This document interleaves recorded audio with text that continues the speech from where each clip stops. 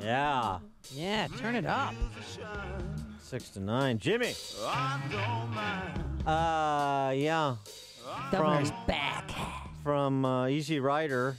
And in Illinois, we have Sleazy Rider. Oh. That's Governor Bruce Rauner. Come on, Governor announced his re-election bid yesterday. Yeah, he did with release a video, and campaign ad. Here's that video. Get your reaction to it, and particularly if you're a Republican primary voter, are you going to support Governor Rauner? Or when it comes to the general election, are you going to skip the race? Or even if you're going to contemplate a Democrat? 312-642-5600, turnkey.pro answer line. Here's Governor Rauner's damage control offering.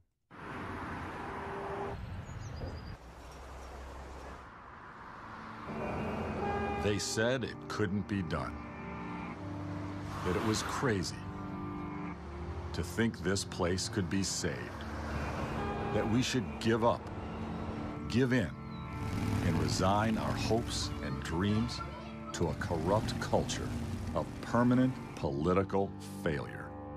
The Madigan machine is just too strong, they say. It will never go away. It will never fail to fail us. It's time to just accept corruption and stagnation as not only what we have, but who we are. Well, I say we can't and we won't. This is Illinois. This is home. 4 years ago, I crisscrossed our state, looked people in the eye, and promised to fight business as usual. Together, we've taken on the toughest fights: property taxes, education, criminal justice, ethics. We've won some and we've lost some, but nothing worthwhile is ever easy. Illinois still needs property tax relief, real term limits, and a budget that won't bankrupt or break us. In spite of the odds, millions of us believe. We believe in the future our kids deserve, and the possibilities of this great place we still call home. Now, we have a choice. We can throw in the towel, walk away, and leave our future to the same corrupt career politicians, or we can fight. I choose to fight. Yeah, he's back. Not exactly Paul Harvey, so God made a farmer, but that's his offering. Good. Yeah. And so compared to his other campaign ads that he's had out there, that was a good announcement video. Do you like it? You know, yeah. Yeah, you back on The board? smell of freedom, man. Leather and a Harley. Yeah. Some man's man. No, I'm going to be a little more convincing that. But at least he's, you know, he sounds like he's ready for the fight. Yeah. Yeah. It's rather remarkable. What he's trying to do is be the same candidate he was in 2014 and have people forget that he's been the governor for the last 3 years. That's what he's actually trying to do, which is a good idea because his last 3 years have been quite forgettable. Ron on the south side, you're on Chicago's Morning Answer. Hey, good morning, Danny. Well, you know what, Dan, I'm not going to forget. He's a loser. He's been a big disappointment. And he's also worse than that. He's a liar. So, no, I don't know what I'm going to do. None of that garbage from the Democrats. I know I won't go that way. I'll just admit it's been a long time that I haven't voted.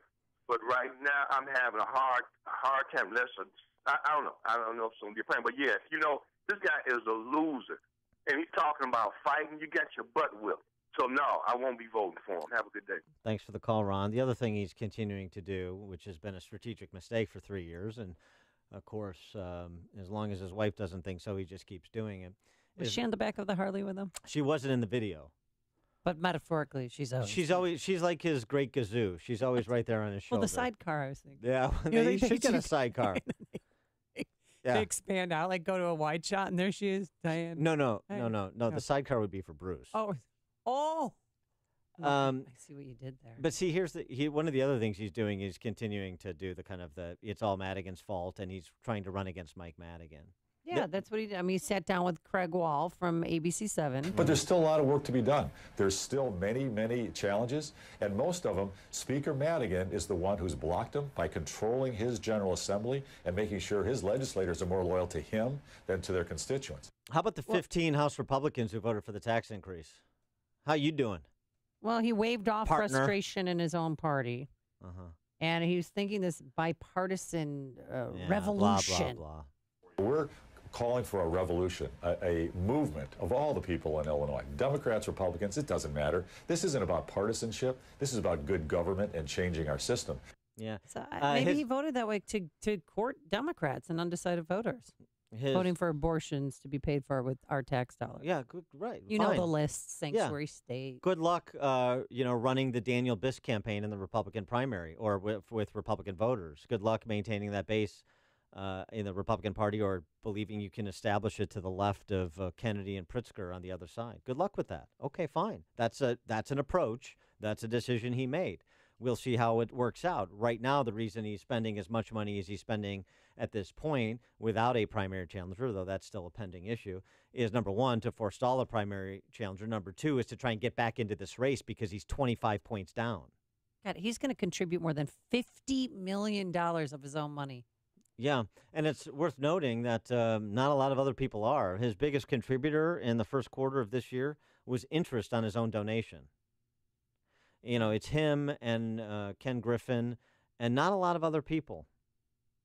And that's also, so that's a lot of money, and it's all the money he needs to get a message out, of course, and to try to rebrand himself and reposition himself. But it speaks to what's happened. I see emails that he sent out this campaign video yesterday that we just played, and I get emails back from friends of mine that were significant donors to him. Said, oh, this is the first communication I've got from Bruce Rauner since he won. Oh, looky here. Political incompetence. There's no candidate for state comptroller. There's no candidate for state treasurer. Party, and since he is the party right now, political incompetence.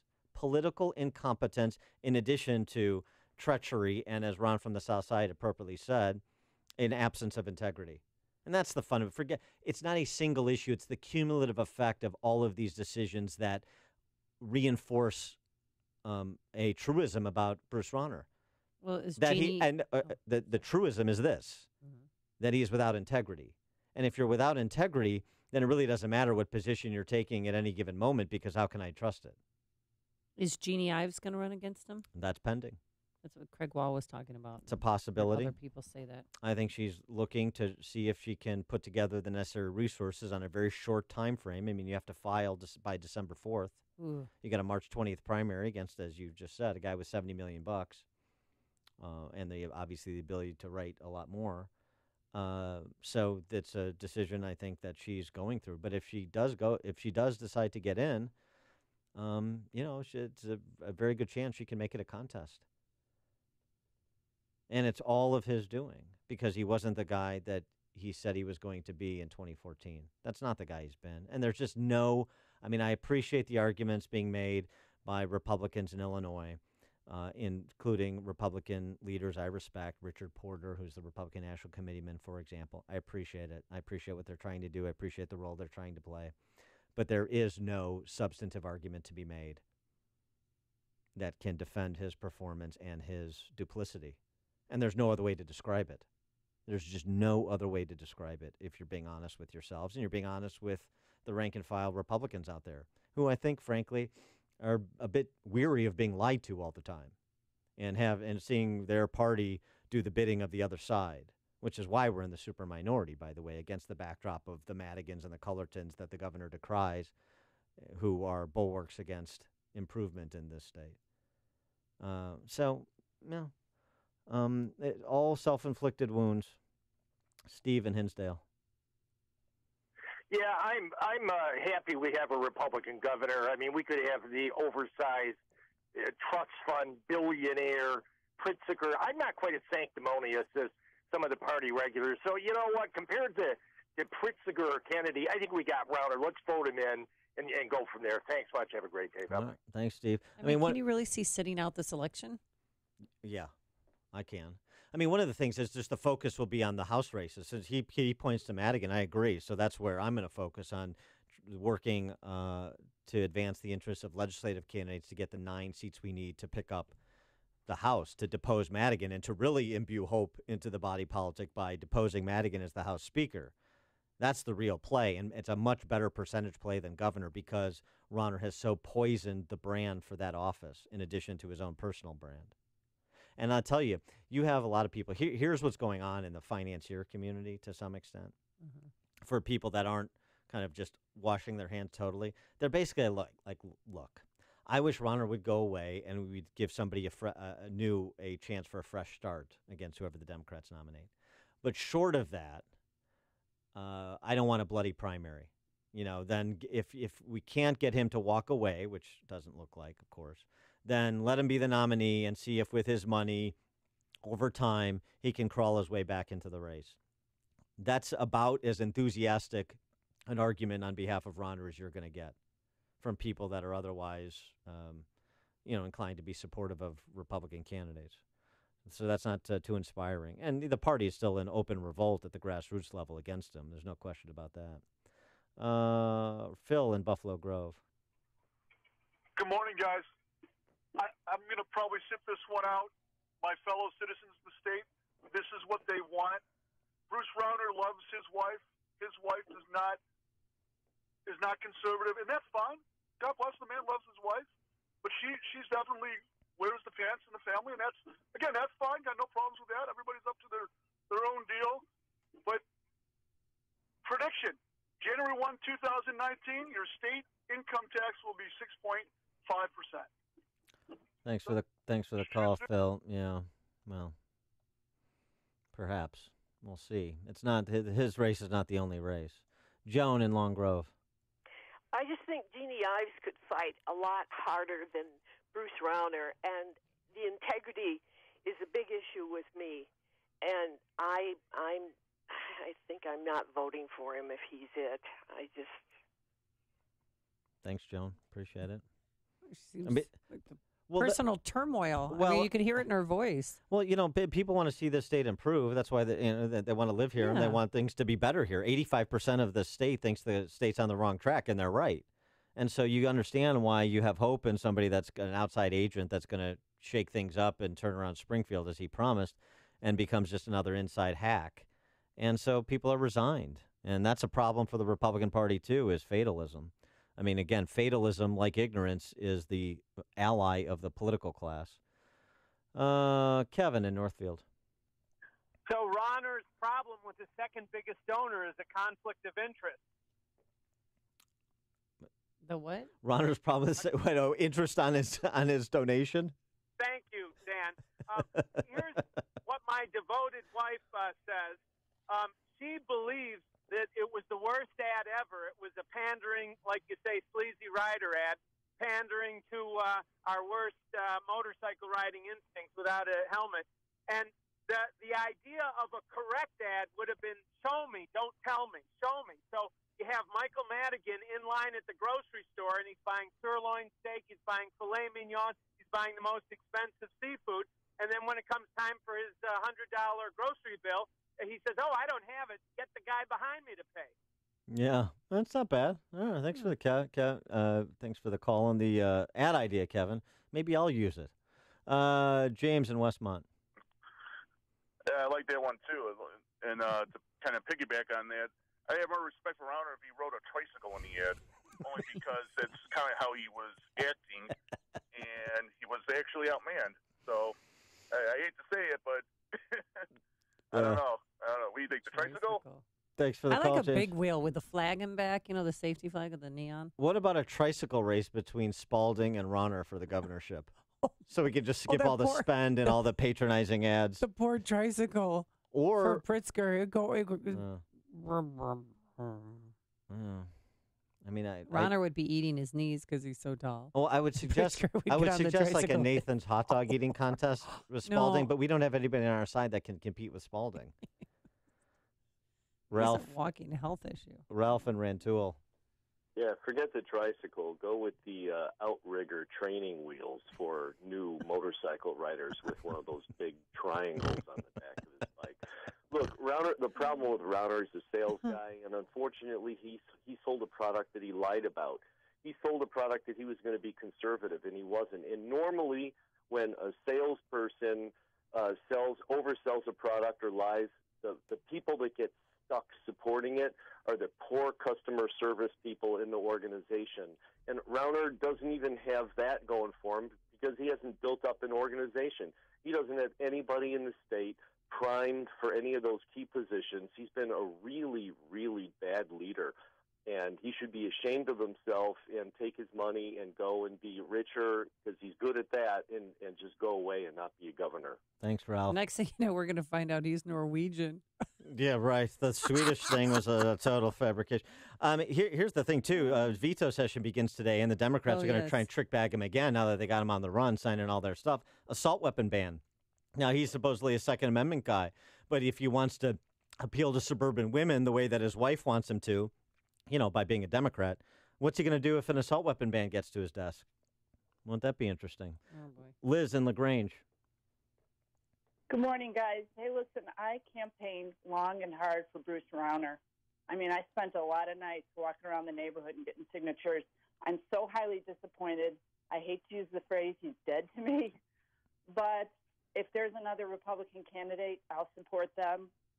But at this point, it may end up being like Rauner's kind of like Trump. It wasn't my first choice, but I'd have to support him. But I hope there's an alternative. Thank you. Thanks, Liz. Tweet from Monica. This sums it up nicely. I will not vote for that rancid anal cyst. Wow. I'll abstain if he wins the primary. That's vivid. Bob in West Chicago. Yeah, what I hear callers calling in about supporting him and all the rest of it. And I'm a township committeeman, and what I try to tell my other committeemen is, at least you know what you're getting with a Democrat. With Rauner, you have no idea. The integrity, like you said, isn't there. So why would you back him? Thanks, Bob. Appreciate it. I agree with that sentiment. Rita in Deer Park. Hi, this is Rita. I really enjoy your show. Thank you. And in the primary, I voted for Bruce Rauner. I'm very disappointed in him. And in the primary, I'm probably going to vote for the Democrat because we're such a blue state. I'll probably vote for the Democrat I could most tolerate. And then in the general election, I would vote for Rauner. Okay. All right. Thanks for the call, Rita. Jim in Mount Prospect, Amy's hometown. Hello. I have to say that I worked my butt off for a representative that lost in the 10th district. And Rauner, I voted for him, too, and worked for him. And both had the same disease, and it's been hit upon. One, I agree totally with the previous caller about 3 points earlier about his not doing anything for the Republican Party in terms of organization. In fact, I think the biggest problem is not Rauner himself, but the Republican Party, not just within Illinois, but nationwide. It has to be reconstituted, and especially Illinois. If we don't start reconstituting the Republican Party, it doesn't matter who the Rauner is. They'll still be beholden to everything. Thanks for the call, Jim. Sean from Elmwood Park. You know, I told you about this 3 years ago, didn't I? Give me a little credit, Prof. Didn't I tell you what this 7-foot of stupid was? I told you. And when I hear people from Hinsdale call up with their horn-rimmed tortoise-shell glasses and say, oh, you got to support him, he's a Republican. It reminds me of when the chairman of the GOP came to the Elmhurst Cigar House. Did I tell you what happened? He came in, he said, can you donate a box? We're having a fundraiser. I said, donate a box? You're going to pay 30% more, dummy, because you're a failure at everything you've ever done. That's what these Republicans are. All he did is say, I'm a Republican, and he governed like Meg Madigan, who he's fighting. You're losing to a midget. 7-foot guy losing to a midget on every level. And this HB 40, it proves you and your wife aren't just unattractive on the outside. You're ugly on the inside. Throw him out. When he speaks, throw him out. When he sends you the donation, use it as Charmin and send it back. That's what he deserves. Thanks for the call, Sean, and nice product placement in that call, too. You're listening to Chicago's Morning Answer with Dan Proft and Amy Jacobson on AM 560. The Answer. College football program.